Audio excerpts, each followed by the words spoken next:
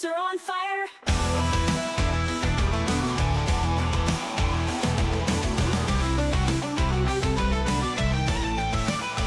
Oh, it's Nathan's Knucklehead podcast, a show for us all. The Knuckleheads unite, big ideas stand tall. Real estate and life with a whimsical twist. Once you tune in, it's a show you won't resist.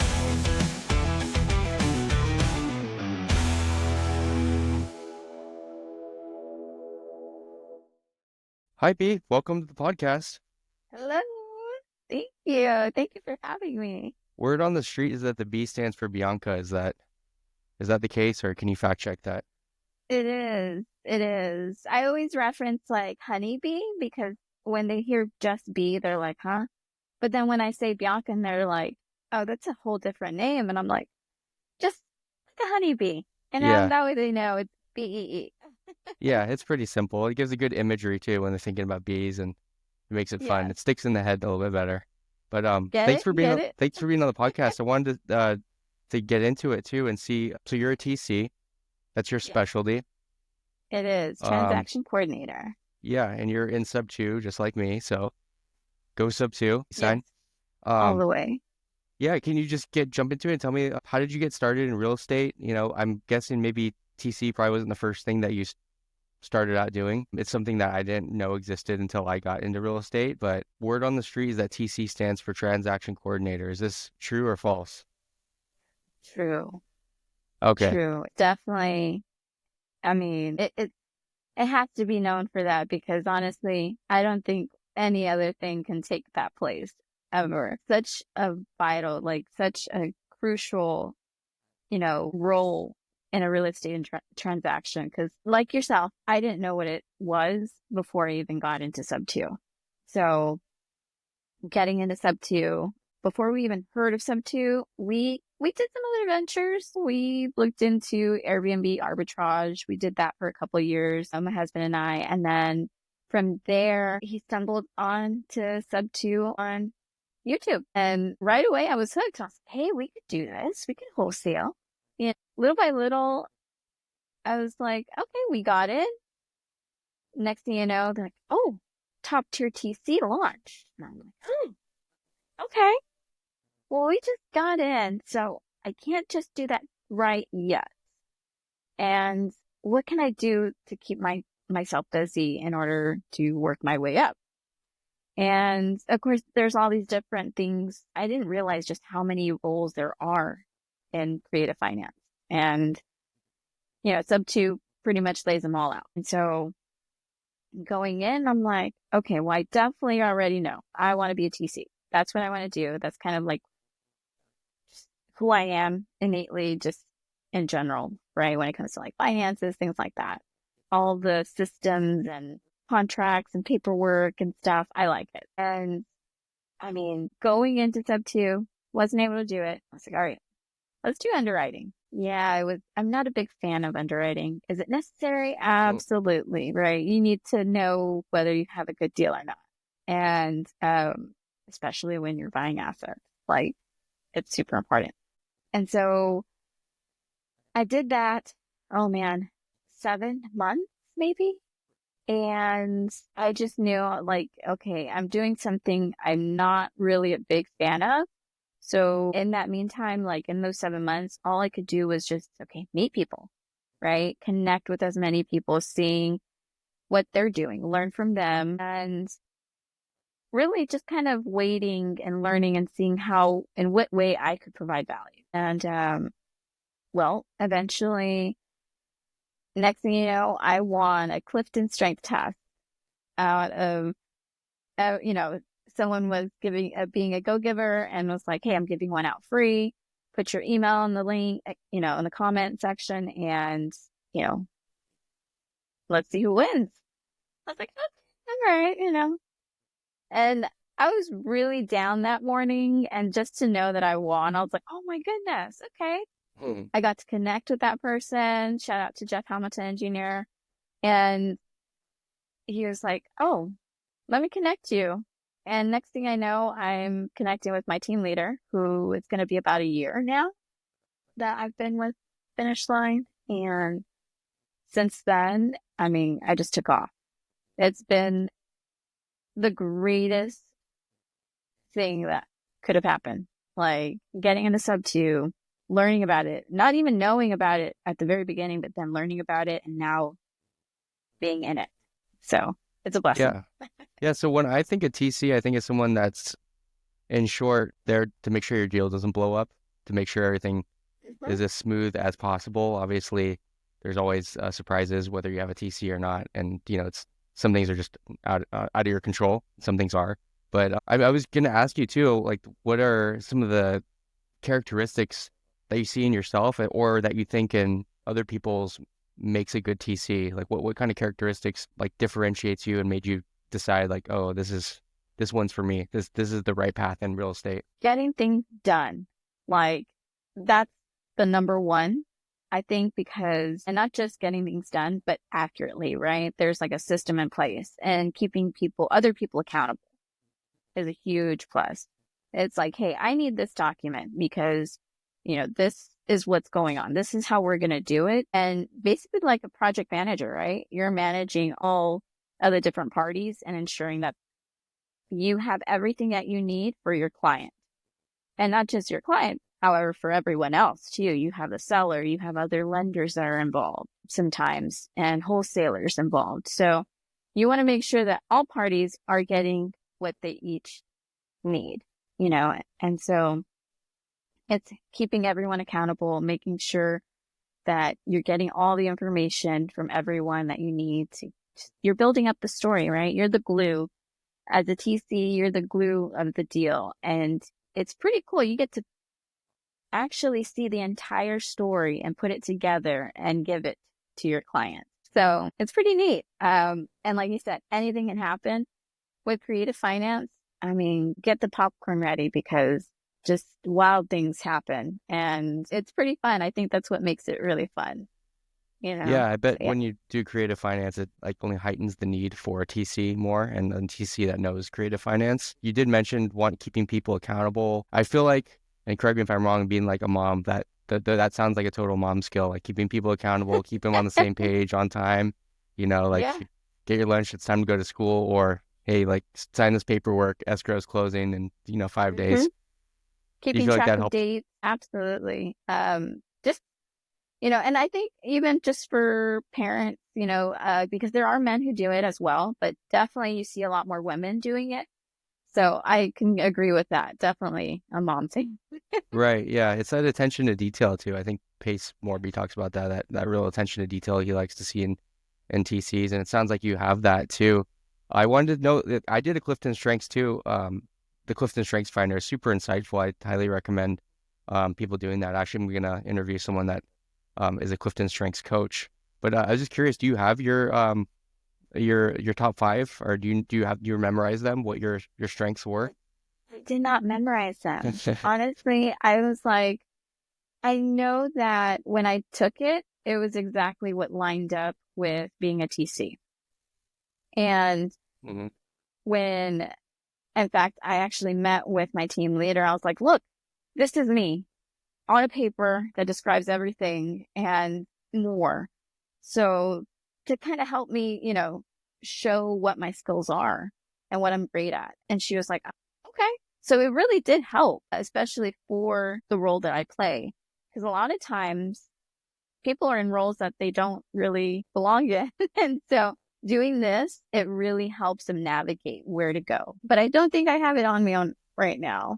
Yeah, it sounds like that was kind of the thing. Correct me if I'm wrong. That was the thing that made you decide I'm gonna change courses. I'm not gonna do underwriting. I'm gonna go into transaction coordination. Yeah, absolutely. Yeah. Since then, it was like, oh, this is perfect. See, this is kind of why I love to do this. Right. And I mean, it just took off right after that. So There's probably I'm just looking at some of mine over here, but I'm guessing like deliberative would be one of them, one of your strengths, maybe or maybe not, but less of like someone that just goes and does something without thinking about it. I'm guessing we are more like that attention to detail that you talked about, that accuracy yeah. that you're looking for. There's probably less Oh, I activator have it and right here, oh, actually. good Yeah. So my first one is context. context. Okay. Yeah. And then second one is analytical. Okay. Yeah. Hey, And there you go. yeah, my third one is consistency. And my fourth one is harmony.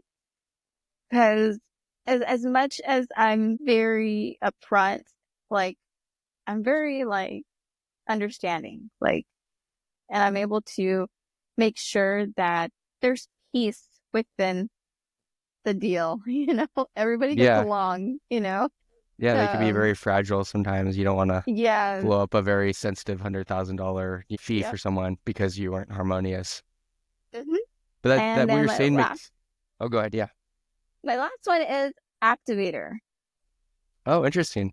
I didn't expect Mhm. that one. So That's those are my top five. That's really good. I could see if you're looking for a TC and they've done your CliftonStrengths test, which I wish everyone had to do in school. It'd be just nice if we could all like have that tattooed on us so we know who is good at what. And it sounds like the small fee to do a CliftonStrengths, you didn't have to do that. You got it picked out and you won the ability to do it. But it sounds like it's just such a minor thing to figure out what you're good at, so you stop wasting time on things you're not good at. But Yeah, it if I clears was a picking, lot up.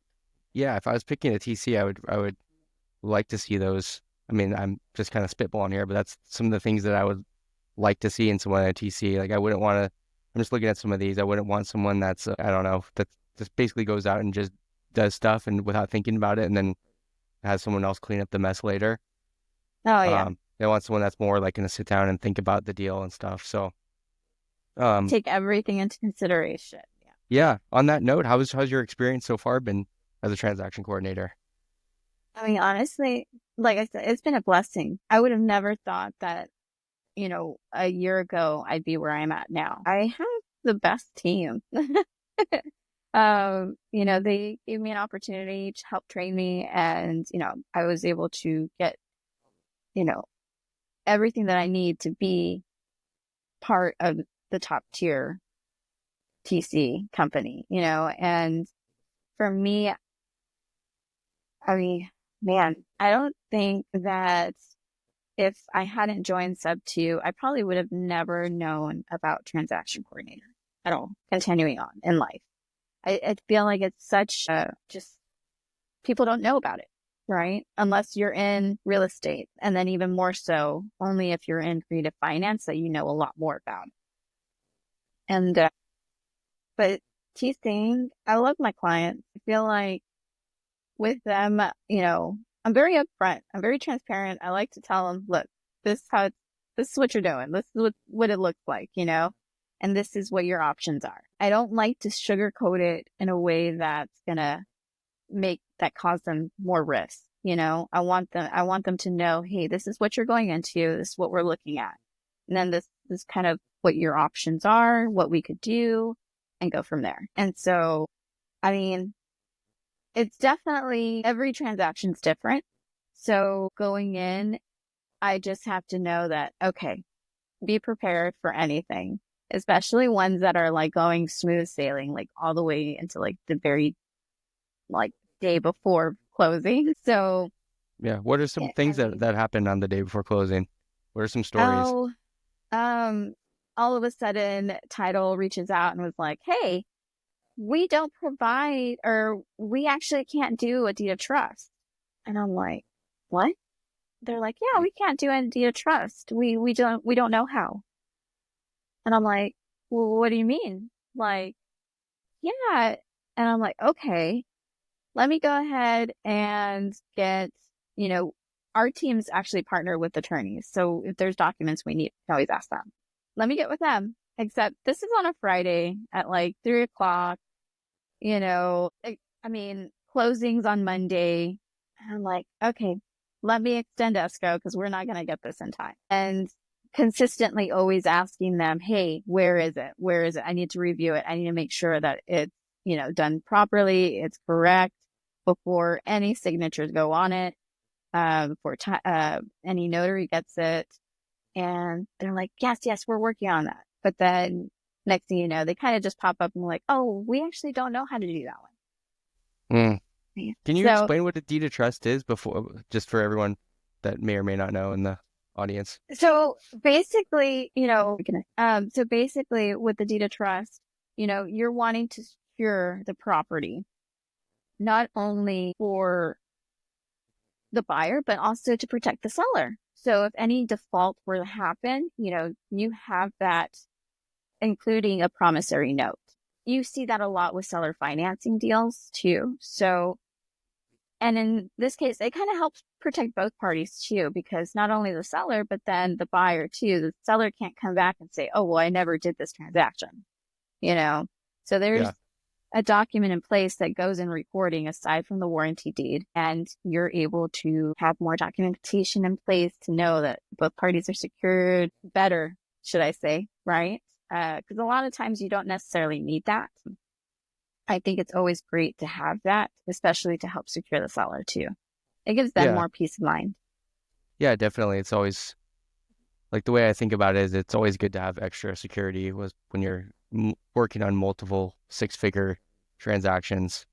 So you have Yes. something that's recorded with the county that they can't hurt, right? And so Right.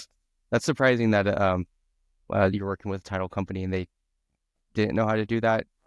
And Yeah. that's got to be really frustrating and make you really adaptable to have to do that the day before closing. Yeah.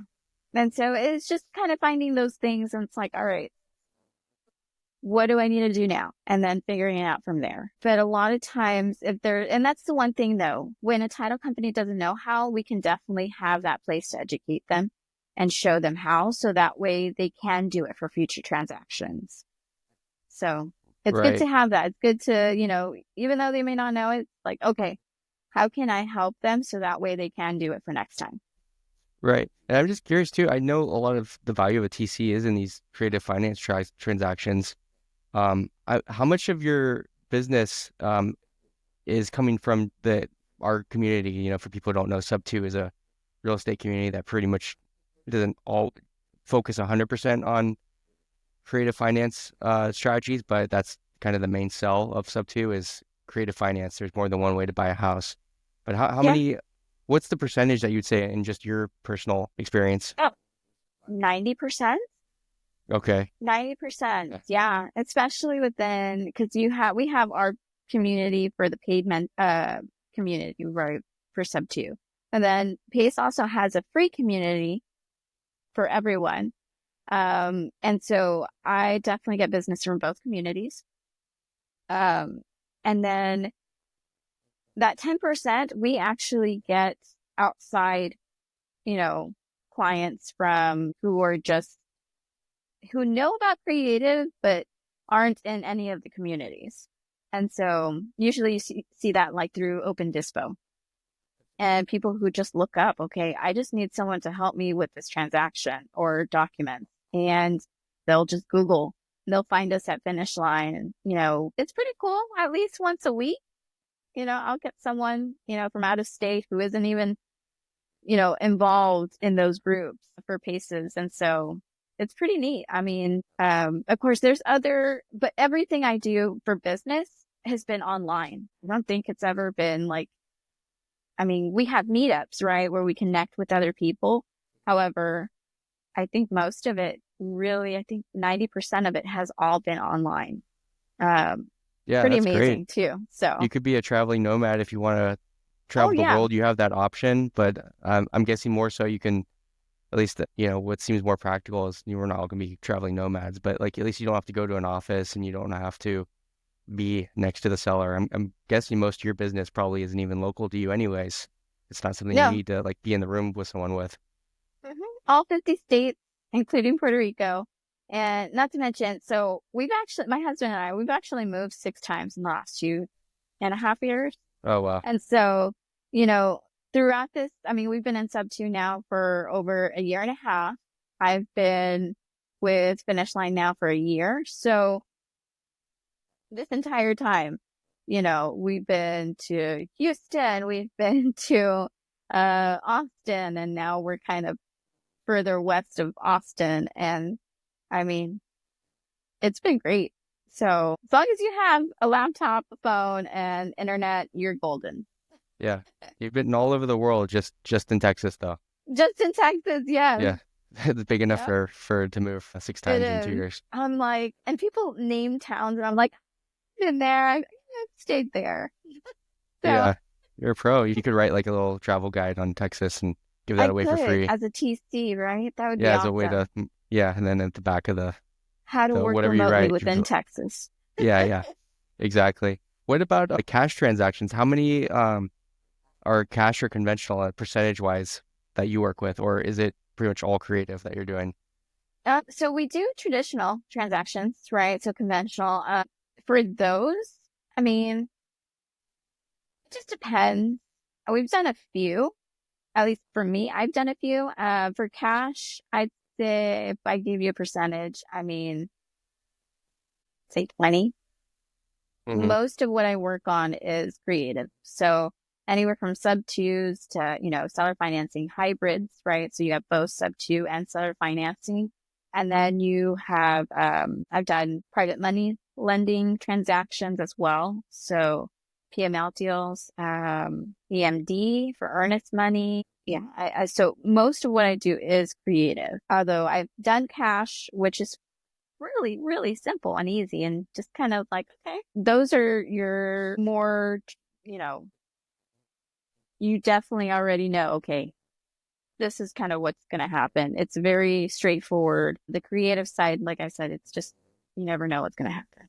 Yeah, yeah. The cash deals are too easy for you. You need to you specialize in the hard stuff. Yeah, pretty much. What about I'm just curious, has there been any situations where there's been like multiple TCs on one deal? And I'm just curious, like how many TCs have been involved in, like, are there any like horror stories where there's been like five different TCs all stepping on each other or anything like that? Not This is that, just kind I of a mean, random I've heard question. of, no, no, you're good. Not that I've heard of or been a part of, thank goodness. I think it's cool when TCs do work together though, because there can definitely be more than one TC on this deal, like on a deal. So if the wholesaler, gets a contract with the seller and wants to assign it to the buyer, he can get a TC to ensure that his end and his interests are protected and, focused on. And then you have the buyer who can also get their TC and make sure that their interests are taken care of as well. And so those two TCs can actually collaborate and work together to ensure that, hey, everyone has the same focus, right? Ensuring that it all gets taken care of correctly, accurately, and on time for everyone. So, Right. And if the yeah. buyer too wants to like needs someone to lend money to, can the person who's lending the money hire their own TC to Yeah. like protect their interests as well? Yeah. So in that scenario, that's already, we're up to three on that one. But it sounds like Yeah. it's good to have. It shows the value of TCs that people want their interests protected, and Yeah. especially if you're doing a lot of deals or you're working a W-2 job, you don't have time to follow up with the title company, and you don't have time to make phone calls and protect your Yeah. interests. A lot of times too, it's the trust that you build with your client. So as a TC, whoever it is that does hire you, it's just knowing that, okay, I've hired her. I know that I'm okay. And then sometimes depending on the connections that someone makes, if I get hired by a wholesaler, yet I do know the buyer, they may not have to go and find another TC. They may just stick with me or vice versa. I'm the TC for the buyer and the wholesaler is like, cool. So it just kind of works out that way. But yeah, I thankfully don't think I've heard of any more than like two or three. So Yeah, I always try to see if there's like some crazy story where everyone's got a TC. I can't talk to you. Talk to my TC. There's yeah, 500 people and there's 500 TCs. But I actually did a that'd be deal too where, many hands in the pot. yeah, yeah, exactly. I did a deal too, and this is the reason I ask, where I can see like if there's just a lot of people involved in it. There's so many people involved in any real estate transactions. It's crazy, before you jump into real estate, how many people are involved in just one single transaction if someone's trying to sell their house. I've There's, had, oh my goodness. Can I tell you a story real quick? yeah, yeah, yeah. Okay. So this time, or so last year, I did a subject to deal. Um, there was an agent involved, right? Because there's agents involved too in these deals. So not just your seller, your wholesaler, and your end buyers. So we have the seller and the seller's agent, which is the listing agent. And then we have the wholesalers. And the wholesalers were actually the buyers agent. And then we have our buyers. So I'm transacting the buyer's agent, who are the wholesalers, hired me. Yeah, And interesting. so I'm like, okay, yeah, let's do this. So I'm gathering information from all parties, and the seller's agent, which is the listing agent, really was not experienced in creative. And so his approach when I emailed him for information regarding the seller that I would need for the buyers, he called me and he was like, I am the top 1% and I have 20 million in sales and yada, yada, yada. And, who are you to be asking this information? I can't give you this. And I'm just like, what? Like, are you experienced in creative finance? Do you have any experience? Well, I know of it. I'm like, right. So I specialize in creative finance. And my duty is to ensure that I have this for the buyer in this transaction. And then to make sure that your numbers for your percentage is correct on the HUD to ensure that he gets paid. And so he's just like, I go, let me talk. And he's like, we went back and forth, but he was very upset because he was like, there's too many people on this deal. What's going on? And I think he just wasn't experienced enough to know that, hey, there can be different parties that come in and take over for, the buyers and wholesalers. And so he just wasn't aware of that. And so he just kept thinking like there's just more and more people because you have the title company, right? Reaching out. You have the wholesalers, and then you have the buyers, and then you have, there's just multiple hands in that transaction. So as the TC, I keep track of everybody. I'm like, who's who gets what do we need from who in order to get this closed properly? And so, he really went off on me on a phone call, and I just hung up. Yeah. I was just like, This is the seller's agent, right? yeah. And so I just hung up. I was like, yeah, clearly he didn't know what he was talking about. So it's funny because when you have multiple people on these types of deals, TC is huge. It's very crucial because they're the ones who are going to make sure that everybody gets paid correctly. I mean, I've had it to where I've had to correct the title company on some HUDs and say, hey, you're overcharging this client $60,000. Like, Wow. take this off, please, Wow. Yeah. And so we're the ones to help make sure that people get their assets correctly and they're not spending more money than they should be or losing money. Yeah, that's definitely worth the investment. That's huge. It's like kind of like walking into a courtroom where you're about to be convicted of something serious and you walk in without an attorney. Like we're like, we'll give you an attorney. It's probably worth it to pay for a really good attorney, but you just walk in without it. You're just kind of naked in the transaction without it. Yeah, that's huge. $60,000, and yeah. I mean, I forgot where I was going with my main story, but just some drama that can happen. It's just like, yeah, it happens. So. Yeah, no, I've had the agent before just scream at me over the phone, and I was like, hey, I'm gonna have to hang up. He just was not listening, and I had to hang up the phone because it was just minutes of just letting I don't know what happened to him on in his life, but that was it's people get upset, and so obviously it shows some people aren't familiar with having a TC, but most of the people, and when I say people, I mean real estate agents that work with buyers and sellers only. But when you get into the investment world, people are inviting for investments. Having a TC is, at least in my experience, is super common and recommended even. So that's cool. I'm just trying to think. It's already been about 30 minutes, but what's the best way for people to get in contact with you and book a consultation or book a call or just get to know more? So if you find me on Instagram, I pretty much have most of my links up on there. Instagram, it's going to be at the Bee Portillo. Yeah, I mean, pretty much all of my connections or that, are unless they're dialing my number. Otherwise, book a call. That way I can have you actually scheduled and make time for you. And go to my Instagram page. I'm on Facebook too, but Instagram is definitely the way to go. And then I'll share my link as well just for the straight booking. So Nice. Is it better to book before you have the deal or to have a deal ready to go and then like book a call to talk about it? definitely better to have the deal ready to go. So once you have that contract signed, I mean, easy peasy, we can just get started right away. Yeah. We can go do an overview of it. However, definitely once you have the deal.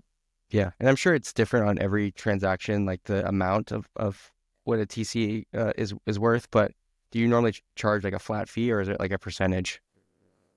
It is like a flat rate. So depending on what type of transaction, because we have even more intricate transactions that we do, like Mortgage methods, novations, things like that. Typically it's like half up front and then the rest due at closing. Yeah. And Money well so spent. if you're doing the more intricate ones, those are usually upfront full. And what I say, it just depends too, because like I said, if there's multiple parties, depending who's providing the funding or what type of loan it is, if it's a VA or FHA loan, and if there's going to be an EMD, so if you have like a gator coming in providing that earnest money or something, it just depends. So who's paying for what, and then from there, how much. And so, yeah, I mean, I definitely say we definitely don't get paid enough because it can be a lot. I can definitely, even just for me, myself, like, my husband's like, wow, like half of the stuff we deal with, really, we don't really talk about, but we Yeah. do a lot. But it's mostly because we care.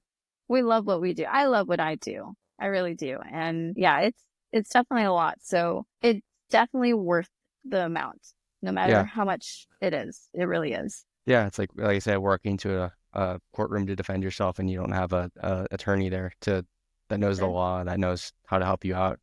Yeah. Definitely worth it. So, that's great. I'm glad you found a niche that works for you. I'm glad you took that CliftonStrengths test and that you have all the characteristics of a TC. Thank And I hope you. people come out and reach out to you and book a call and see what you can do, and so you can show the magic of a transaction coordinator. Yeah, absolutely. I'm ready when they are. The cool thing is that it's when they get to actually have that warranty in hand and say, hey, I have a property. So it's pretty cool. Yeah, amazing. Well, thank you, B. I appreciate it. Yeah, of course. Hope Thank people you for reach out to having you. me again. Yeah.